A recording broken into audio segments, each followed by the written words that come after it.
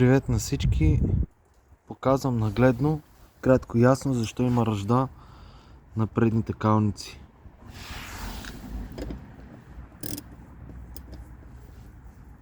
Отвъртаме борчетата, те са две. Едното го отвъртях. Така.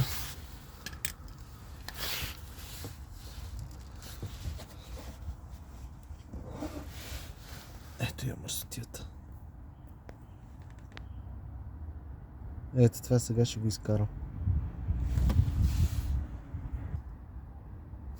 Ето има и още.